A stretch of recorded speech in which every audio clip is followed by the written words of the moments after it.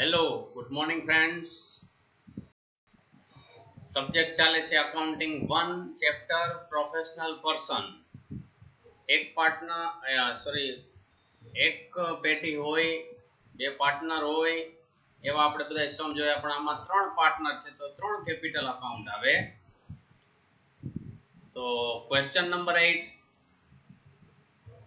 Sita, Geeta and Mita are partners of a solicitor firm sharing profit and proportion of 1.25 is to 0.75 is to 0.50.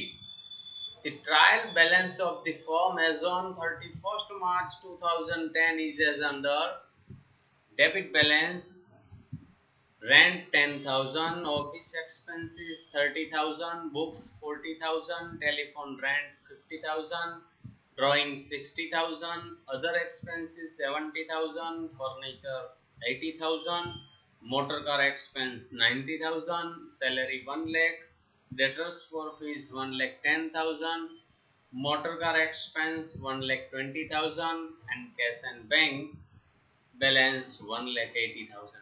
30, 40, 50, 60, 70, 80, 90 આમ ક્રમમાં વ્યવસ્થિત ગોઠવેલા છે. એક્ઝામમાં બસ તમે વ્યવસ્થિત ગોઠવો એટલે ચાલે. બેલેન્સ શીટ ટેલી થઈ જાય એટલે ready. 9,40,000 total. Reserve for fees opening 1,30,000, apprentice premium 1,40,000, advance received toward expenditure 1,50,000, capital 2 lakh અને fees 3,20,000.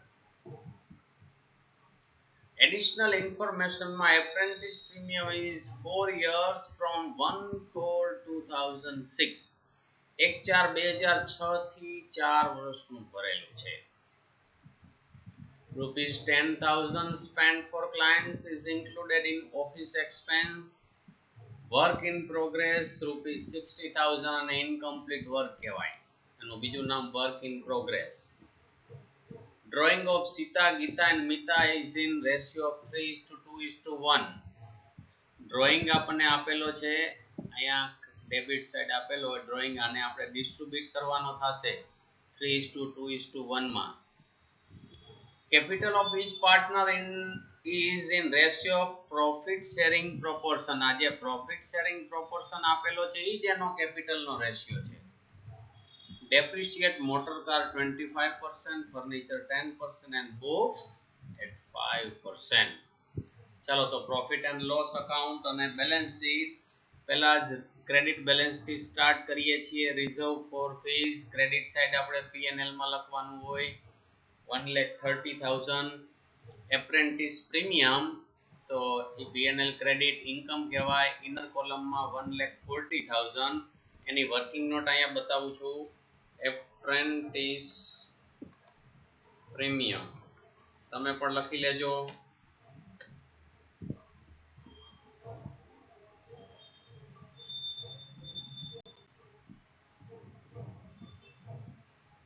એક 4 થી તો 1/4/6 થી મેં તમને કીધું તો જ્યારથી એને સ્ટાર્ટ કર્યું અહીંયાથી વર્ષ લખવાના ચાલુ કરવાના. આ પહેલું વર્ષ પૂરું થયું, એના પછીનું 1/4/7 થી 31/3/8, 1/4/8 થી 31/3/9, 1/4/9 થી 31/3/10. આ 4 વર્ષનું એને એપ્રેન્ટિસ પ્રીમિયમ ભરી દીધું હતું એકી સાથે 1/4/2006 ના રોજ. હવે આપણે જોવાનું કે આપણને ટ્રાયલ બેલેન્સ શીટ આપ્યું છે ક્યારનું છે તો કે 31/3/10 ની બેલેન્સ આપી છે. કેટલી? 1,40,000. તો આમાં 31/3/10 ક્યાં આવે તો કે અહીંયા આવે. અહીંની બેલેન્સ આપણને આટલી આપેલી છે. હવે એનો મતલબ એ કે 2007 ના હિસાબો લખાઈ ગયા, 8 ના લખાઈ ગયા, 9 ના લખાઈ ગયા અને 10 ના લખી છે. તો હવે એના પછી તો કઈ બાકી રહ્યું નથી. તો હવે અગાઉથી આપેલા રૂપિયા કાઈ નહીં હોય. આ 1,40,000 છે એ ચાલુ વર્ષના જ હોય. આનાથી જો આગળ એકેય વર્ષ હોત તો અગાઉથી એને ભરેલા હોય. તો અગાઉથી ભરેલા કાઈ છે નહીં. એડવાન્સ રિસીવ્ડ માં કાઈ આવશે નહીં. ડેશ આઉટરમાં 1,40,000.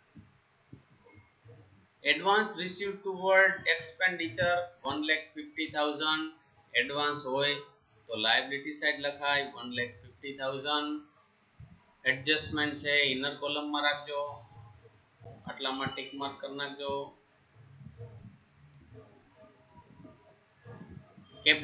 કેપિટલના આપણે પાર્ટ કરવાના છે 1.25:0.25:0.50. તો કેલ્ક્યુલેટરમાં લખાય પહેલા 2 લાખ મલ્ટીપ્લાય બાય 1.25 અને આ ત્રણેયનો ટોટલ કરો એટલે 2.5 થાય એટલે ડિવાઈડ કરાય. 2 લાખ ગુણ્યા 1.25 ભાગ્યા 2.5 કરો એટલે સીતાની કેપિટલ મળશે 1 લાખ.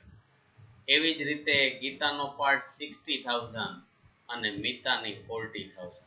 આ તમને ડિસ્ટ્રીબ્યુટ કરતા આવડવા જોઈએ. કેપિટલના 3 ભાગ કરવાના. ફરીથી જોઈ લ્યો 2 લાખ ગુણ્યા 1.25 ભાગ્યા 2.5 એટલે સીતા મળે. ગીતાની જોતી હોય તો 2 લાખ ગુણ્યા 0.75 ભાગ્યા 2.5 બધાયમાં ભાગ્યા 2.5 કરવાના છે અને ગુણ્યા જેનો જે ભાગ હોય એ કરવાનો છે. બરાબર? એટલે ત્રણેયની આપણને કેપિટલ મળી ગઈ. ફીસ તો P&L credit by received plus not received આઉટરમાં લખ નાખવાની 3,20,000. દરેક દાખલામાં આપણે લખી જ છીએ. ડેબિટ બેલેન્સમાં રેન્ટ P&L ડેબિટ લખાય 10,000. Office expense P&L debit inner કોલમમાં લખ્યા 30,000. બુક્સ તો એસેટ સાઇડ એમાં એડજસ્ટમેન્ટ છે ડેપ્રિસિએશન 5% એટલે 2,000 ડેપ્રિસિએશન થશે તો આઉટરમાં 38,000. ડેપ્રિસિએશનની એન્ટ્રી તરત જ P&L ડેબિટ લખ નાખવાની to depreciation on books 2,000. Telephone rent P&L debit લખાય ટેલિફોન રેન્ટ 50,000. ડ્રોઈંગ એનાય 3 પાર્ટ કરવાના છે 3:2:1 માં. તો 60,000 ગુણ્યા 3 ભાગ્યા 6 કરો તો પહેલાનું ડ્રોઈંગ સીતાની 30,000 મળે. એવી જ રીતે ગીતાનું 20,000 ડ્રોઈંગ અને મિતાનું 10,000. અધર એક્સપેન્સ P&L ડેબિટ લખાય અધર એક્સપેન્સ 70,000.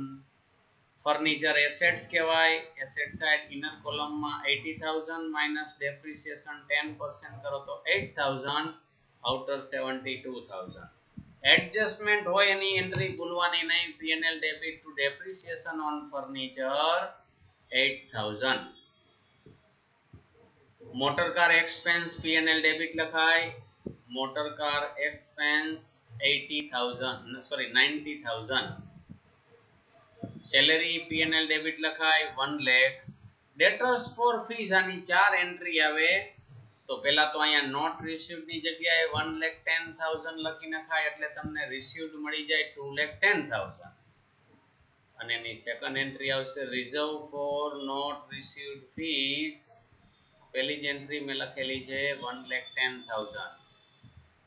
પછી લખાય asset side debtors for fees 1,10,000 અને લાયબિલિટી સાઇડ લખાય reserve for not received fees 1,10,000. તો આની 4 એન્ટ્રી આપણે આપી દીધી. મોટર કાર તો motor car asset side 1,20,000 minus depreciation 25% 30,000 તો આઉટરમાં 90,000. તો ડેપ્રિસિએશનની સેકન્ડ ઇફેક્ટ આપણે લખવી પડે P&L debit to depreciation on motor car 30,000. Cash and bank balance asset side લખાય cash and bank balance 1,80,000. Apprentice premium નું આવી ગયું ₹10,000 spent for client is included in office expense. office expense માં ભૂલથી include થઈ ગયા છે તો લેસ clients expense 10,000 લેસ કર્યા આઉટરમાં આવે 20,000. હવે જો ખાસ ધ્યાન રાખજો આ ફર્સ્ટ ટાઈમ પોઈન્ટ આવ્યો છે. જો એસેટ સાઇડ તમને ક્લાયન્ટ્સ લેઝર બેલેન્સ આપેલી હોય તો એમાં આપણે પ્લસ કરીએ છીએ કારણ કે ઓફિસમાંથી માઇનસ થાય અને ક્લાયન્ટ્સમાં પ્લસ થાય પણ એ બેલેન્સ આપણને આ દાખલામાં લાયબિલિટી સાઇડ આપી છે તો એનાથી ઊંધી અસર આવે. એસેટ સાઇડ હોય તો પ્લસ થાય લાયબિલિટી સાઇડ હોય તો minus office expense 10,000 1,40,000. Work in progress એટલે કે ઇનકમ્પ્લીટ વર્ક એની કેટલી અસર આપવી પડે 4 તો P&L credit by work in progress 60,000 to reserve for work in progress 60,000 work in progress asset side 60,000 and liability side reserve for work in progress 60,000 capital નો ratio આવી ગયો ડેપ્રિસિએશન આવી ગયો હવે આપણે બેલેન્સ શીટ નો ટોટલ P&L નો total કરવાનો છે P&L નો તમે ટોટલ કરો તો 6,50,000 બરાબર છે ગેપ આવશે તમારે 1 લાખ તો 1 લાખ ગેપ આવે પ્રોફિટ એન્ડ લોસ અકાઉન્ટ નો રેશિયો છે 1.25:0.75:0.50 તો જેવી રીતે તમે કેપિટલ ના પાર્ટ કર્યા એવી જ રીતે આપણે અહીંયા ગેપ આવ્યો નેટ પ્રોફિટ નો 1 લાખ એના કઈ રીતે પાર્ટ કરવાના 1 લાખ ગુણ્યા 1.25 ભાગ્યા 2.5 એટલે સીતાનો નેટ પ્રોફિટ મળશે 50,000 ગીતાનો જોઈ છે તો 1 લાખ ગુણ્યા 0.75 ભાગ્યા 2.5 એટલે એનો પ્રોફિટ મળશે 30,000 અને મિતામાં 1 લાખ ગુણ્યા 0.50 ભાગ્યા 2.5 એટલે 20,000 અહીંયા ત્રણેયના આપણે પાર્ટ કરવાના છે નેટ પ્રોફિટના કારણ કે આપણે જે કેપિટલનું ફોર્મેટ છે એમાં ત્રણેયના નેટ પ્રોફિટ સેપરેટ લખવાના છે તો સીતામાં 50,000 ગીતામાં 30,000 અને મિતામાં 20,000 હવે સીતાની કેપિટલમાં પ્લસ માઇનસ કરીએ તો ક્લોઝિંગ કેપિટલ કેટલી આવે છે 1,20,000 ગીતાની ક્લોઝિંગ કેપિટલ 70,000 અને મિતાની ક્લોઝિંગ કેપિટલ 50,000 તો બેલેન્સ શીટનો આપણે ટોટલ કરીએ બંને સાઈડ તો 5,50,000 બેલેન્સ શીટનો ટોટલ આવે એક આ ખાસ ધ્યાન રાખજો આ નવો પોઈન્ટ હતો ક્લાયન્ટ સન્ટ્રી એક્સપેન્સની બેલેન્સ દરેક વખતે એસેટ સાઈડ આપે છે તો ઓફિસમાંથી માઇનસ કરો તો એસેટ સાઈડ આપણે પ્લસ કરીએ છીએ પણ એ આપણને લાયબિલિટી સાઈડ આપી છે તો અહીંયાથી નહીં માઇનસ થાય એનો મતલબ શું છે કે એડવાન્સ રિસીવ્ડ ટુવર્ડ એક્સપેન્ડિચર એટલે કે ક્લાયન્ટ્સ પાછળ જે એક્સપેન્સ કરે છે એના અગાઉથી ક્લાયન્ટ્સે આપી દીધા છે સોલિસિટરને કે અમારા પાછળ જે તમે પરચુરણ ખર્ચ કરશો એના પેટે અલિયો તમને 1,50,000 આપી છે તો એમાં જે ખર્ચ કરતા જાય એમાંથી માઇનસ થતો જાય એટલે એટલી રકમ ઓછી રહેતી જાય એટલે આપણે લાયબિલિટી સાઈડ મૂકી છે અને એમાંથી એક્સપેન્સ લેસ કરી છે તો આવા દાખલા છે એ તમારે થોડાક ધ્યાનથી સમજવા આ ત્રણ પાર્ટનર્સ હોય એવો આપણે આ ફર્સ્ટ સમ લીધો તો ઓછા પૂછાય પણ પૂછી શકે ન પૂછે એવું પણ નથી okay thank you very much